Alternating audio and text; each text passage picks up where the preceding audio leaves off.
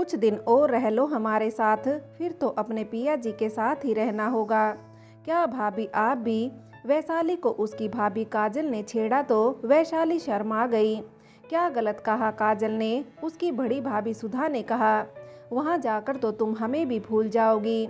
अपनी दोनों भाभी की बात पर वैशाली शर्माकर कमरे से बाहर जाने लगी तो दोनों भाभी ने उसे रोक लिया और उसे छेड़ते हुए गाने लगी। मारी बनड़ी गुलाब का फूल, ओ मारी बनड़ी गुलाब का फूल जी, भंवरा बनना जी, ओ भंवरा बनना जी।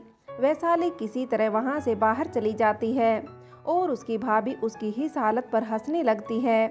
वैशाली वैशाली अपना नाम सुनकर अचानक अपनी सोच से बाहर आती है। तुम जल्दी से तैयार हो जाओ, फिर तुम दोनों को कुलदेवी और बाकी जगह जाना है।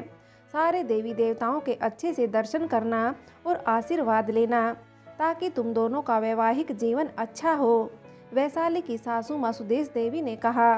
वैशाली ने सिर हिलाकर हामी भर दी। हालांकि उसका जाने का मन नहीं था। 3 दिन पहले तो उसकी शादी हुई थी। उसके बाद ससुराल में रिसेप्शन और फिर शादी की दूसरी रस्मों के बीच उसे आराम करने का बिल्कुल मौका नहीं मिला था और नई होने के कारण शर्म संकोच से वो किसी को बोल भी नहीं पा रही थी और ना ही किसी ने उससे कुछ पूछना जरूरी समझा।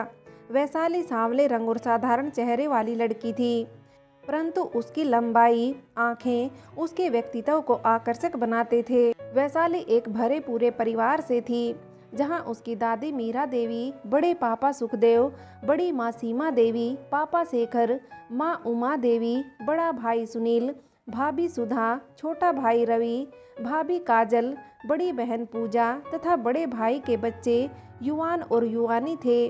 वहीं उसके ससुराल में ससुर जी रामानंद, सास सुदेश, पति गौरव और छोटी ननद देविका ही थी। देविका कॉलेज में है। वहीं गौरव की और उसके पापा की कपड़ों की बड़ी दुकान जिसे वो दोनों संभालते हैं। सासू जी एक कुशल गृहिणी हैं। वैशाली सासू माँ की बात मानकर तैयार होने के लिए साड़ी निकालने लगती है, पर उसे समझ ही नहीं आता कि वो कौन सी साड़ी पहने। वो सोच रही थी कि काश उसकी ननद देविका यहाँ होती तो साड़ी पसंद करने और तैयार होने में उसकी मदद कर देती। वैसे तो उसकी सारी साड़ियाँ बहुत ही सुंदर हैं, परंतु अपने सांवले रंग के बारे में सोचकर वो क्या पहने ये तय नहीं कर पा रही थी।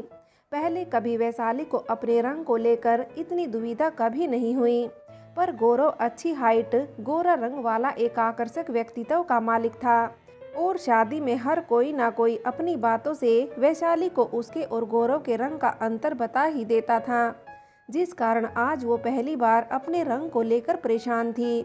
वैशाली की दोनों भाभी या बहन ने उसके रंग के कारण वैशाली के आत्मविश्वास को कम नहीं होने दिया और वैशाली की दोनों भाभियों ने ही उसके लिए हर मौके पर पहनने के लिए साड़ियाँ पसंद कर पैक कर दी थी। वैशाली ने उन्हीं में से लाल रंग की साड़ी निकाली जिस पर गोल्डन गोटा पत्ती का वर्क किया गया था। लाल साड़ी, लाल चूड़ियाँ और बिंदी, मांग में सिंदूर के साथ वैशाली तैयार होकर कुछ समय तक तो वो कमरे में किसी के बुलाने का इंतजार करने लगी। संकोच, शर्म व अनजाने लोग होने के कारण वो खुद से बाहर जाने से घबरा रही थी। हालांकि उसने देविका से कभी कभी फ़ोन पर बात की थी, पर देविका इस समय व्यस्त थी और किसी को यहाँ वो ठीक से जानती भी नहीं थी। वैशाली ने एक बार फ़ोन उठाकर गौरव को फ़ोन करने का सोचा, फिर उसे लगा यदि गौरव बाहर हुआ तो शायद उसे अच्छा न लगे इस तरह वैशाली का फ़ोन करना। वैसे भी गौरव को भी कहाँ जान पाई थी ठीक से वो अभी तक। फ़ोन पर भी बहुत कम बात होती थी क्योंकि गौरव हमेशा अपने काम में व्यस्त रहता था। शादी के बाद भी उन्हें बहुत कम समय मिल सका बात करने का। वैशाली ने सोच लिया अब यही उसका परिवार है, इसलिए अब उसे संकोच और शर्म छोड़कर सबके साथ मिलकर रहना होगा। थोड़ी हिम्मत कर वैशाली बिना बुलाए ही बाहर आ गई। देविका, भाभी अच्छा हुआ आप समय से तैयार हो गई। अब जल्दी चलिए, भैया बाहर गाड़ी में हमारा इंतजार कर रहे होंगे। वैशाली देविका के साथ गाड़ी में आकर बैठ गई। उसका मन उदास हो गया था। उसे लगा उसके तैयार होने पर देविका या कोई और उसकी थोड़ी सी तारीफ करेगा और वो देविका के साथ फ़ोटो लेकर इस दिन को यादगार बनाएगी। या गौरव उसे देखकर कोई तो प्रतिक्रिया देगा। पर ना तो घर में किसी ने उसके लिए कुछ कहा और ना ही गौरव ने उसे ध्यान से देखा। गाड़ी गौरव का दोस्त करण चला रहा था। वैशाली और देविका पीछे बैठे थे। गौरव दोस्त के साथ बातें करते हुए अपना फोन देख रहा था। देविका सोशल मीडिया पर अपने दोस्तों से बात कर रही थी। इन सब के बीच होकर भी वैशाली अकेली उदास बैठी अपने मायके की यादों में खो गई। गाड़ी रुकने के साथ वैशाली की यादों का सिलसिला भी रुक गया। माता रानी का मंदिर ऊंची पहाड़ी पर बना हुआ था। मंदिर तक जाने के लिए सीढ़ियां बनी हुई थी। सीढ़ियों के दोनों ओर कहीं कहीं बड़े छायादार वृक्ष लगे हुए थे, जिनकी छाया में दर्शनार्थियों के लिए बेंच, तो कहीं वाटर कूलर और कहीं पर मिट्टी के मनकों में भी पानी भरकर रखा हुआ था। सीढ़ियों के नीचे खाली मैदान में फूल माला, प्रसाद, चुनरी तथा पूजा की सामग्री, चूड़ियाँ, खिलौने, माता की लॉकेट, माला, पुस्तकों और खाने पीने की दुकानें लगी हुई थी। कुछ दुकानें ऊपर सीढ़ियों के किनारे पर समतल जगह पर भी लगी हुई थी। एक जगह पर औरत माता की मूर्ति के साथ बैठी थी, जो एक थाली में चंदन और कुमकुम का लेप लेकर बैठी थी, जिससे वो दर्शन करने वालों को ओम का टीका लगा रही थी तथा कोई उससे जय माता दी की चुनरी लेकर सिर पर भी बांध रहे थे। उस टीके और चुनरी के लिए श्रद्धालु अपनी श्रद्धा अनुसार पैसे उसकी थाली में डाल रहे थे। बड़ा भक्ति में माहौल था माता के मंदिर का, और अगरबत्ती, लोबान, धूप की पवित्र खुशबू फैली हुई थी। घंटियों की और माता के जयकारों की ध्वनि दूर तक सुनाई दे रही थी। गौरव ने भी माता की पूजा का सामान, चुनरी और प्रसाद की एक टोकरी ले ली। वैशाली पहली बार साड़ी में इतनी सीढ़ियां चढ़ रही थी, इसलिए उसे बहुत परेशानी हो रही थी। ऊपर से उसने फैंसी चप्पल पहन लिए आते समय, जिस वजह से भी उसे चलने में तकलीफ हो रही थी। पर वो ये बात किसी को बता नहीं रही थी कि क्या पता कोई उसकी बात समझेगा भी या नहीं। आधे घंटे चलने के बाद वो सब मंदिर पहुंच गए। मंदिर ऊंचाई पर होने के कारण मंदिर में ठंडी ठंडी हवा आ रही थी। आगे की ओर सारे दर्शनार्थी की कतार दिख रही थी। पीछे पहाड़ों का सुंदर हरियाली से भरा मनमोहक नज़ारा दिख रहा था। मंदिर पहुंच सब ने माता को प्रणाम कर दर्शन किए तथा वैशाली और गौरव के हाथों से माता की पूजन सामग्री और चुनरी, चढ़ावे का सामान पंडित जी को दे दिया। पंडित जी ने पूजा कर सबको प्रसाद दिया। फिर सब वही वृक्ष की छांव में बेंच पर बैठ गए।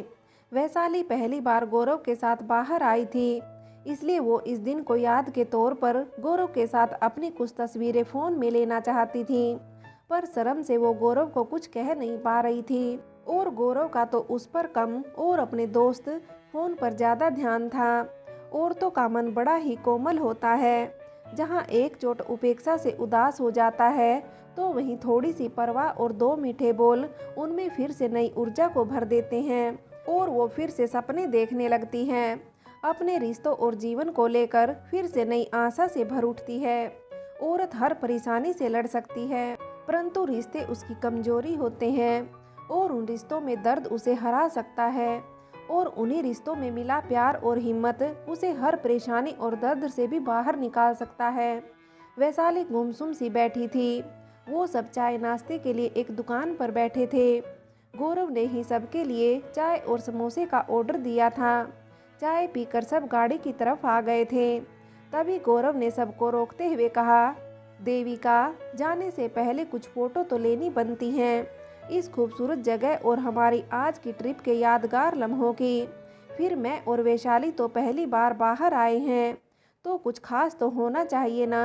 जी जरूर भैया, देविका खुश हो गौरव को छेड़ते हुए कहती है।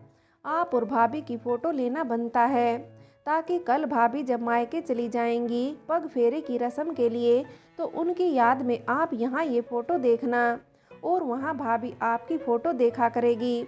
गौरव ने देविका का कान पकड़ लिया। बहुत बदमाश हो गई हो तुम, अपने बड़े भाई की ही टांग खींच रही हो। पर कोई बात नहीं, आज ही माँ पापा से कहकर तुम्हारी शादी भी जल्दी करवाते हैं। फिर मैं और वैशाली दोनों मिलकर तुम्हारी टांग खिंचाई करेंगे। क्यों वैशाली? गौरव की बात पर वैशाली शर्मा गई। वहीं देविका अपना कान छुड़ाते हुए गौरव से माफ़ी मांगने लगी। सॉरी भैया, आगे से नहीं कहूँगी। मेरा कान छोड़ दीजिए, नहीं तो आपकी फ़ोटो कौन लेगा। चल ठीक है, इस बार माफ़ किया। गौरव ने देविका का कान छोड़ दिया। फिर सबने खूब सारी फ़ोटो ली। पहले देविका ने गौरव और वैशाली की फ़ोटो ली, जिसमें वो कभी मुस्कुराते हुए एक दूसरे की आंखों में देख रहे थे, तो कभी हाथ पकड़े रास्ते पर चल रहे थे। इसी तरह किसी बेंच पर तो किसी पेड़ के पास देविका ने उन दोनों की बहुत फ़ोटो ली और फिर उन चारों ने एक साथ कई सारी सेल्फी भी ली। इसी बीच जब वैशाली और गौरव अकेले फ़ोटो ले रहे थे और करण अपनी अकेले की फ़ोटो ले रहा था, तब देविका धीरे से किसी से फ़ोन पर बात कर रही थी, जिसके बाद वो सब घर के लिए निकल गए। खुशी से वैशाली के पैर जैसे ज़मीन पर नहीं पड़ रहे थे। वैशाली को असीम खुशी और उत्साह महसूस हो रहा था। जिस तरह गौरव ने बिना उसके कहे ही उसके मन की बात जान ली, वो उससे बहुत खुश थी और ये खुशी उसके चेहरे पर साफ साफ दिखाई दे रही थी, जो इस समय खिले गुलाब सा दिखाई दे रहा था। वैशाली यही सोच रही थी, शायद पति पत्नी का रिश्ता ऐसा ही होता है, जहाँ एक बिना कहे दूसरे के मन की बात समझ जाता है। फिर से वो सब गाड़ी में बैठे, पर इस बार कुछ अलग था। इस वक्त वैशाली उदास नहीं बल्कि खुश थी और गाड़ी में खामोशी नहीं बल्कि एक गाना चल रहा था, जो गौरव ने लगाया था, जिसने उस माहौल को और भी खुशनुमा बना दिया था। इतनी मोहब्बत करो ना, मैं डूब ना जाऊं कहीं, वापस किनारे पे आना मैं भूल ना जाऊं कहीं। देखा जब से है चेहरा तेरा, मैं तो हफ्तों से सोया नहीं। बोल दो ना जरा दिल में जो है छिपा, मैं किसी से कहूँगा नहीं। बोल दो ना जरा। तभी देविका ने अचानक गाड़ी रोकने के लिए कहा, करण भैया गाड़ी रोको। क्या हुआ देविका? गौरव ने पीछे देविका को देखते हुए कहा। वो सब बाद में भाई, पहले आप गाड़ी साइड में रुकने तो दीजिए। करण ने गाड़ी रोक दी। अब बताओ देविका क्या हुआ है? ऐसे नहीं करण भाई, पहले आप गाड़ी थोड़ी पीछे लो। देविका ने सस्पेंस वाले अंदाज में कहा, मानो कोई राज छिपा हो। इतना ठीक है या और पीछे? करण ने गाड़ी पीछे करते हुए पूछा। हाँ हाँ, बस यहीं पर, बोलकर देविका गाड़ी से बाहर आ गई। यहाँ क्या है देविका? गौरव की भी बाहर आ गया। यहाँ बहुत अच्छा खाना मिलता है भाई, देविका ने खुश होते हुए कहा। इसलिए मुझे तो यहाँ आलू के पराठे खाने हैं, वो भी अपनी पसंद के बूंदी के रायते के साथ। ये क्या पागलपन है? गौरव ने देविका को डांटते हुए कहा। घर पर माँ ने खाना बनाया होगा ना हम सब के लिए, तो अब चलो घर। और फिर हम सब ने निकलने से पहले नाश्ता भी तो किया था। इतनी जल्दी फिर भूख लग गई तुम्हें? नहीं भाई, वो जब आप और भाभी अपनी फ़ोटो ले रहे थे, तब मैंने माँ को फ़ोन कर बोल दिया था कि हम सब खाना खाकर आएंगे। देविका ने गर्दन झुकाकर धीरे से कहा। और नाश्ता किए तो 1 घंटा हो गया, घर पहुँचने में 1 और घंटा लगेगा।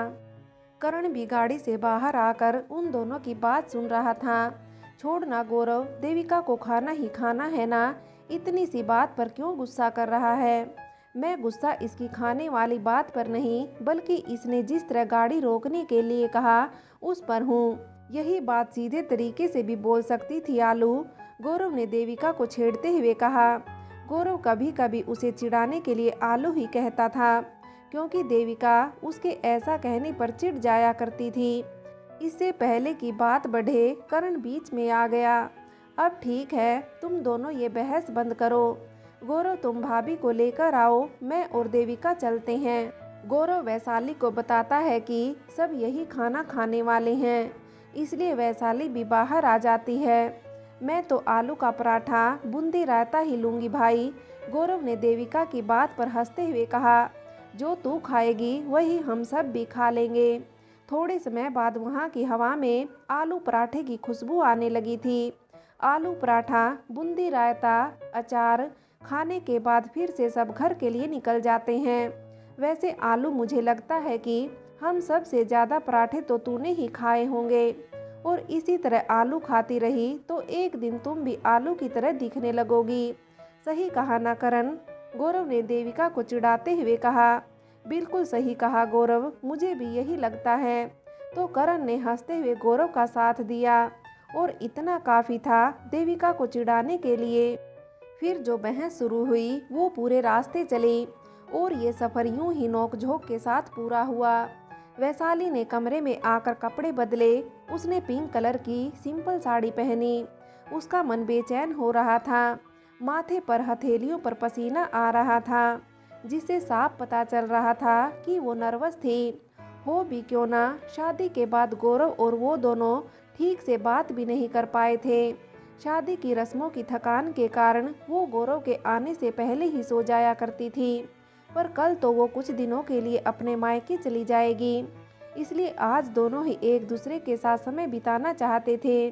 गौरव वैशाली की स्थिति को समझ रहा था, क्योंकि कहीं ना कहीं वो भी कुछ ऐसा ही महसूस कर रहा था।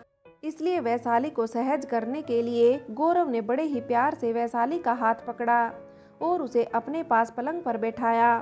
कुछ पल प्यार से वैशाली को निहारने के बाद गौरव ने कहा, वैशाली, मैं जानता हूँ तुम इस समय क्या महसूस कर रही हो। हमारी सगाई के बाद भी काम की व्यवस्था के कारण मैं तुम्हें अधिक समय नहीं दे पाया, जिससे हमारी ना ज़्यादा बात हुई और ना ही हम एक दूसरे को अच्छे से समझ पाए। शादी के बाद भी हमारी अब तक ज़्यादा बात नहीं हुई है। वैशाली बड़े ही प्यार और ध्यान से गौरव की बात सुन रही थी। वैशाली, मेरे जीवन में देविका और माँ पापा के बाद अब तुम ही सबसे खास हो।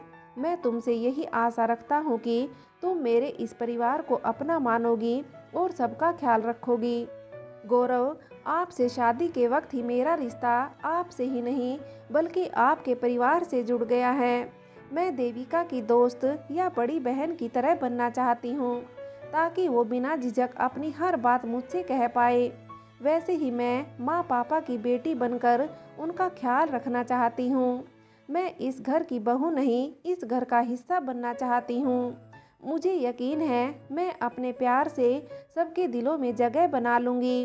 कभी किसी को शिकायत का कोई मौका नहीं दूंगी। सबके बारे में तो तुमने बता दिया, पर मेरे बारे में और मेरी शिकायतों का क्या? गौरव ने शरारती मुस्कान के साथ वैशाली की आंखों में देखते हुए कहा। तो वैशाली ने शर्मा कर नजरों को झुका गौरव के सीने में चेहरे को छुपा लिया। गौरव ने भी वैशाली को अपनी बाहों में ले लिया। फ्रेंड्स, आगे की कहानी के लिए कहानी का अगला भाग देख